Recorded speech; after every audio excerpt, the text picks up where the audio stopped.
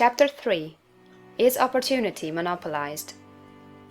No man is kept poor because opportunity has been taken away from him, because other people have monopolized the wealth and have put a fence around it. You may be shut off from engaging in business in certain lines, but there are other channels open to you. Probably it would be hard for you to get control of any of the great railroad systems. That field is pretty well monopolized. But the electric railway business is still in its infancy and offers plenty of scope for enterprise, and it will be but a few years until traffic and transportation through the air will become a great industry, and in all its branches will give employment to hundreds of thousands and perhaps to millions of people. Why not turn your attention to the development of aerial transportation, instead of competing with J.J. Hill and others for a chance in the steam railway world? It is quite true that if you are a workman in the employ of the Steel Trust, you have very little chance of becoming the owner of the plant in which you work.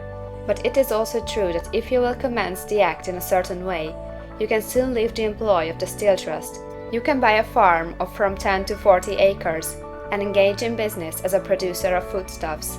There is great opportunity at this time for men who will live upon small tracts of land and cultivate the same intensively. Such men will certainly get rich.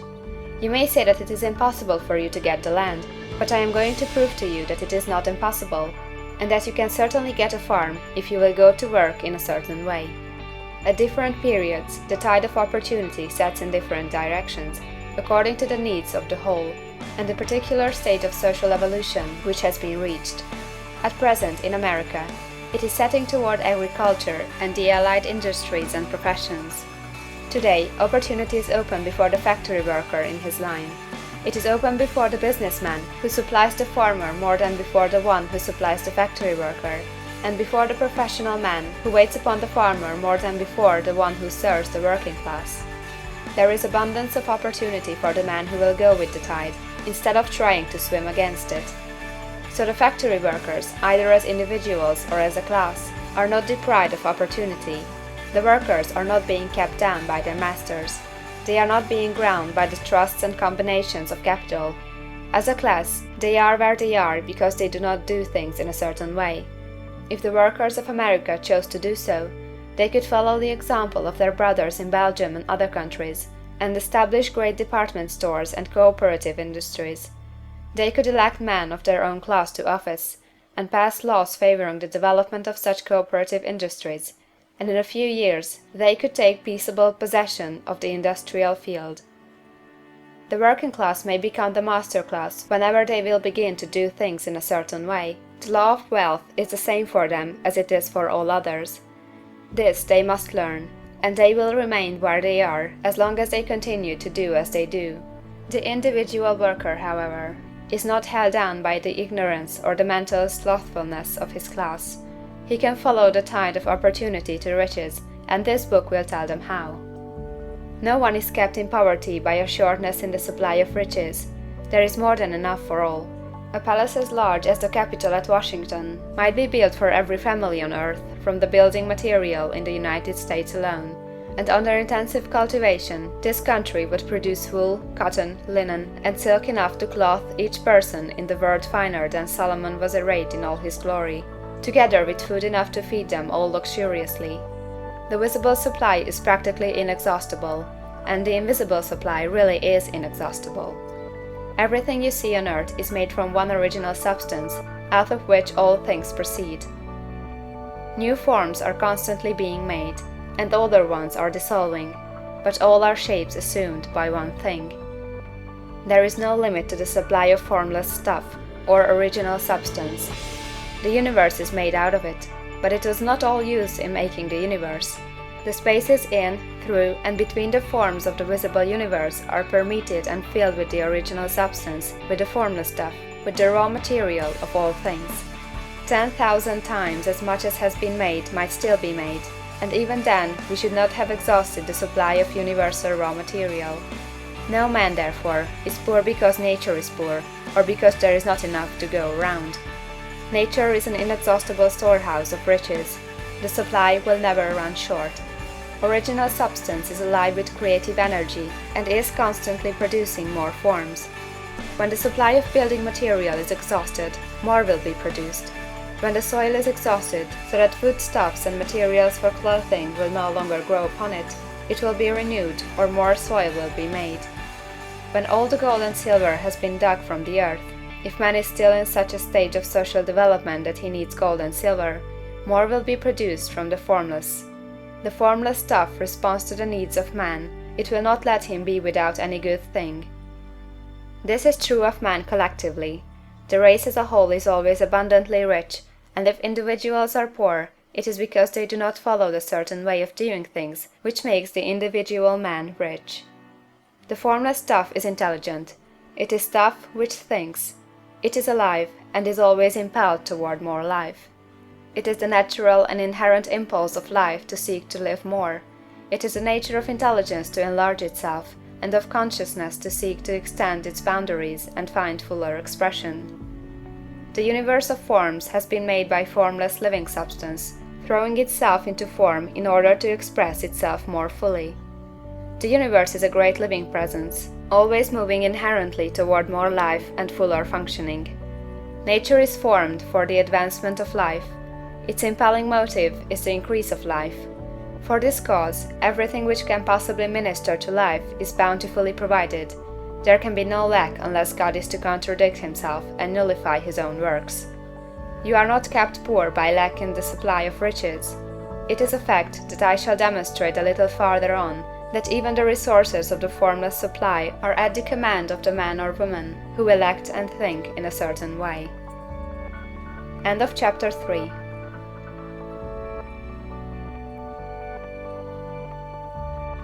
Chapter 4. The first principle in the science of getting rich. Thought is the only power which can produce tangible riches from the formless substance. The stuff, from which all things are made, is a substance which thinks, and the thought of form in this substance produces the form. Original substance moves according to its thoughts. Every form and process you see in nature is the visible expression of a thought in original substance. As the formless stuff thinks of a form, it takes that form. As it thinks of a motion, it makes that motion. That is the way all things were created. We live in a thought world, which is part of a thought universe. The thought of a moving universe extended throughout formless substance, and the thinking stuff moving according to that thought took the form of systems of planets and maintains that form. Thinking substance takes the form of its thought and moves according to the thought. Holding the idea of a circling system of suns and worlds, it takes the form of these bodies and moves them as it thinks. Thinking the form of a slow-growing oak tree, it moves accordingly and produces the tree, though centuries may be required to do the work. In creating, the formless seems to move according to the lines of motion it has established. The thought of an oak tree does not cause the instant formation of a full-grown tree, but it does start in motion the forces which will produce the tree along established lines of growth. Every thought of form, held in thinking substance, causes the creation of the form, but always, or at least generally, along lines of growth and action already established. The thought of a house of a certain construction, if it were impressed upon formless substance, might not cause the instant formation of the house, but it would cause the turning of creative energies already working in trade and commerce into such channels as to result in the speedy building of the house. And if there were no existing channels through which the creative energy could work, then the house would be formed directly from primal substance, without waiting for the slow processes of the organic and inorganic world. No thought of form can be impressed upon original substance without causing the creation of the form. Man is a thinking center, and can originate thought. All the forms that man fashions with his hands must first exist in his thought. He cannot shape a thing until he has thought that thing. And so far man has confined his efforts wholly to the work of his hands. He has applied manual labor to the world of forms, seeking to change or modify those already existing. He has never thought of trying to cause the creation of new forms by impressing his thoughts upon formless substance. When man has a thought form, he takes material from the forms of nature, and makes an image of the form which is in his mind. He has so far made little or no effort to cooperate with formless intelligence, to work with the Father. He has not dreamed that he can do what he seeth the Father doing. Man reshapes and modifies existing forms by manual labor. He has given no attention to the question whether he may not produce things from formless substance by communicating his thoughts to it. We propose to prove that he may do so, to prove that any man or woman may do so, and to show how. As our first step, we must lay down three fundamental propositions. First, we assert that there is one original formless stuff, or substance, from which all things are made. All the seemingly many elements are but different presentations of one element. All the many forms found in organic and inorganic nature are but different shapes, made from the same stuff. And this stuff is thinking stuff. A thought held in it produces the form of the thought. Thought, in thinking substance, produces shapes. Man is a thinking center, capable of original thought. If man can communicate his thought to original thinking substance, he can cause the creation or formation of the thing he thinks about. To summarize this, there is a thinking stuff from which all things are made, and which, in its original state, permeates, penetrates, and fills the interspaces of the universe. A thought, in this substance, produces the thing that is imaged by the thought. Man can form things in his thought, and, by impressing his thought upon formless substance, can cause the thing he thinks about to be created. It may be asked if I can prove these statements, and without going into details, I answer that I can do so, both by logic and experience. Reasoning back from the phenomena of form and thought, I come to one original thinking substance, and reasoning forward from this thinking substance, I come to man's power to cause the formation of the thing he thinks about. And by experiment, I find the reasoning true, and this is my strongest proof.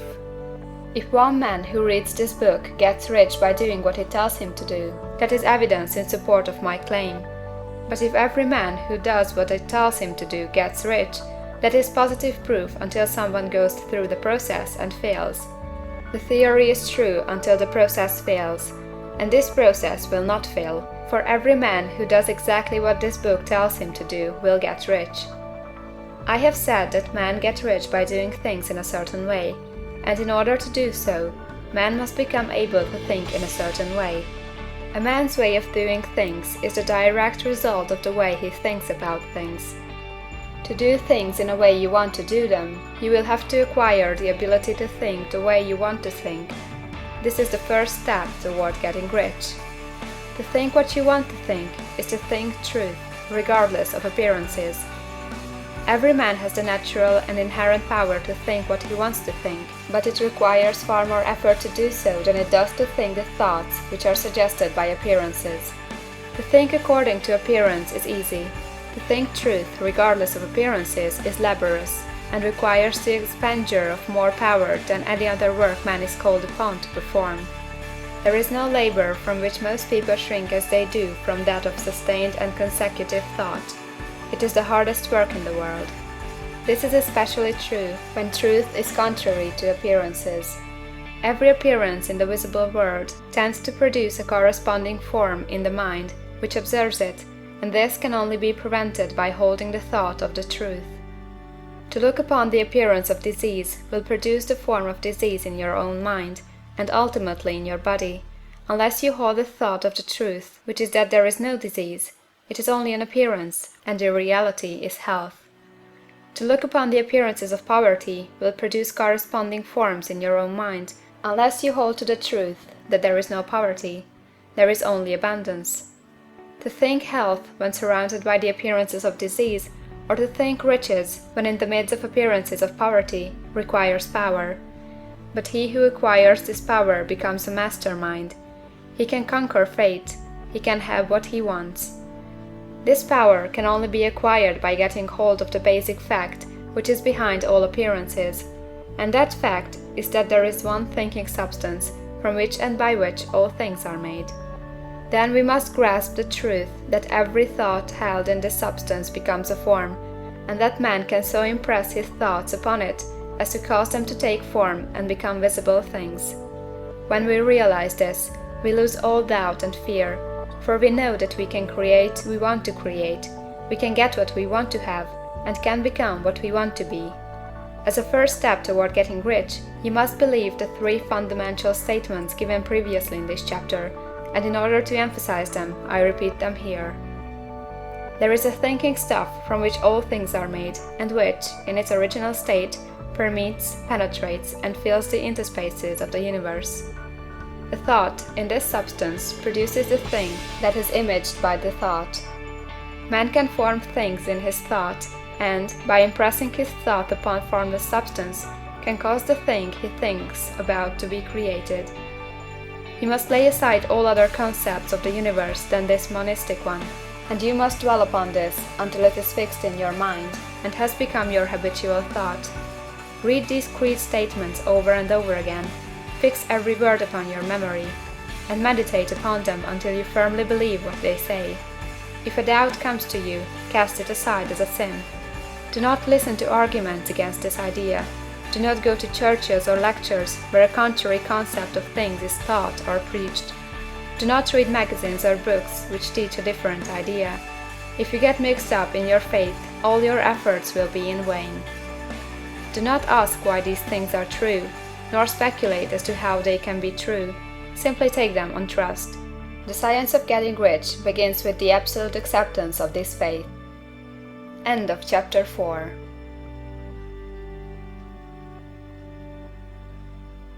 Chapter 5. Increasing Life. You must get rid of the last vestige of the old idea that there is a deity whose will it is that you should be poor, or whose purposes may be served by keeping you in poverty. The intelligent substance which is all, and in all, and which lives in all, and lives in you, is a consciously living substance. Being a consciously living substance, it must have the nature and inherent desire of every living intelligence for increase of life. Every living thing must continually seek for the enlargement of its life, because life, in the mere act of living, must increase itself. A seed, dropped into the ground, springs into activity, and in the act of living produces 100 more seeds. Life, by living, multiplies itself. It is forever becoming more. It must do so if it continues to be at all. Intelligence is under the same necessity for continuous increase. Every thought we think makes it necessary for us to think another thought. Consciousness is continually expanding. Every fact we learn leads us to the learning of another fact. Knowledge is continually increasing. Every talent we cultivate brings to the mind the desire to cultivate another talent. We are subject to the urge of life, seeking expression, which ever drives us on to know more, to do more, and to be more. In order to know more, do more, and be more, we must have more. We must have things to use, for we learn, and do, and become only by using things. We must get rich so that we can live more. The desire for riches is simply the capacity for larger life seeking fulfillment. Every desire is the effort of an unexpressed possibility to come into action. It is power seeking to manifest which causes desire. That which makes you want more money is the same as that which makes the plant grow. It is life, seeking fuller expression. The one living substance must be subject to this inherent law of all life. It is permeated with the desire to live more. That is why it is under the necessity of creating things. The one substance desires to live more in you, hence it wants you to have all the things you can use. It is the desire of God that you should get rich. He wants you to get rich, because He can express Himself better through you if you have plenty of things to use in giving Him expression. He can live more in you if you have unlimited command of the means of life. The universe desires you to have everything you want to have. Nature is friendly to your plans. Everything is naturally for you. Make up your mind that this is true. It is essential, however, that your purpose should harmonize with the purpose that is in all. You must want real life, not mere pleasure of sensual gratification. Life is the performance of function, and the individual really lives only when he performs every function, physical, mental, and spiritual, of which he is capable, without excess in any. You do not want to get rich in order to live swinishly, for the gratification of animal desires. That is not life. But the performance of every physical function is a part of life, and no one lives completely who denies the impulses of the body a normal and healthful expression. You do not want to get rich solely to enjoy mental pleasures, to get knowledge, to gratify ambition, to outshine others, to be famous. All these are a legitimate part of life, but the man who lives for the pleasures of the intellect alone will only have a partial life, and he will never be satisfied with his lot. You do not want to get rich solely for the good of others, to lose yourself for the salvation of mankind, to experience the joys of philanthropy and sacrifice. The joys of the soul are only a part of life, and they are no better nor nobler than any other part. You want to get rich in order that you may eat, drink, and be merry when it is time to do these things, in order that you may surround yourself with beautiful things, see distant lands, feed your mind, and develop your intellect, in order that you may love man and do kind things, and be able to play a good part in helping the world to find truth. But remember that extreme altruism is no better nor nobler than extreme selfishness. Both are mistakes. Get rid of the idea that God wants you to sacrifice yourself for others, and that you can secure His favor by doing so. God requires nothing of the kind. What He wants you is that you should make the most of yourself, and for others. And you can help others more by making the most of yourself than in any other way. You can make the most of yourself only by getting rich. So it is right and praiseworthy that you should give your first and best thought to the work of acquiring wealth.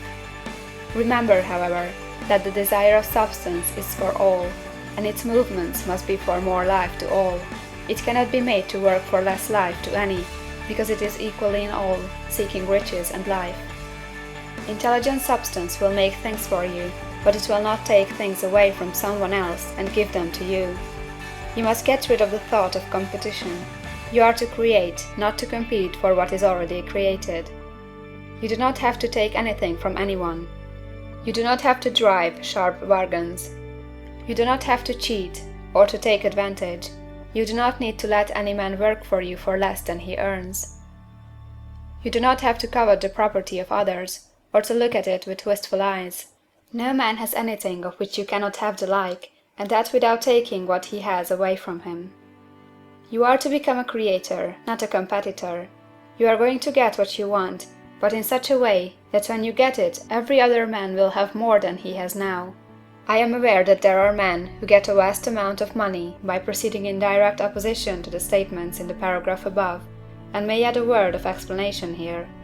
Men of the plutocratic type, who become very rich, do so sometimes purely by their extraordinary ability on the plane of competition, and sometimes they unconsciously relate themselves to substance in its great purposes and movements for the general racial upbuilding through industrial evolution. Rockefeller, Carnegie, Morgan, and others have been the unconscious agents of the supreme in the necessary work of systematizing and organizing productive industry, and in the end, their work will contribute immensely toward increased life for all. Their day is nearly over. They have organized production, and will soon be succeeded by the agents of the multitude, who will organize the machinery of distribution. The multimillionaires are like the monster reptiles of the prehistoric eras. They play a necessary part in the evolutionary process, but the same power which produced them will dispose of them. And it is well to bear in mind that they have never been really rich. A record of the private lives of most of this class will show that they have really been the most abject and wretched of the poor. Riches secured on the competitive plane are never satisfactory and permanent. They are yours today and another's tomorrow. Remember, if you are to become rich in a scientific and certain way, you must rise entirely out of the competitive thought. You must never think for a moment that the supply is limited. Just as soon as you begin to think that all the money is being cornered and controlled by bankers and others, and that you must exert yourself to get laws passed to stop this process and so on, in that moment you drop into the competitive mind, and your power to cause creation is gone for the time being, and what is worse, you will probably arrest the creative movements you have already instituted. Know that there are countless millions of dollars worth of gold in the mountains of the earth, not yet brought to light. And know that if there were not, more would be created from thinking substance to supply your needs. Know that the money you need will come, even if it is necessary for 1,000 men to be led to the discovery of new gold mines tomorrow. Never look at the visible supply, look always at the limitless riches in formless substance, and know that they are coming to you as fast as you can receive and use them. Nobody, by cornering the visible supply, can prevent you from getting what is yours. So never allow yourself to think for an instant that all the best building spots will be taken before you get ready to build your house, unless you hurry. Never worry about the trust and combines, and get anxious for fear they will soon come to own the whole earth. Never get afraid that you will lose what you want because some other person beats you to it. That cannot possibly happen. You are not seeking anything that is possessed by anybody else. You are causing what you want to be created from formless substance, and the supply is without limits. Stick to the formulated statement. There is a thinking stuff from which all things are made, and which, in its original state, permeates, penetrates, and fills the interspaces of the universe. A thought, in this substance, produces the thing that is imaged by the thought. Man can form things in his thought, and, by impressing his thought upon formless substance, can cause the thing he thinks about to be created. End of chapter 5.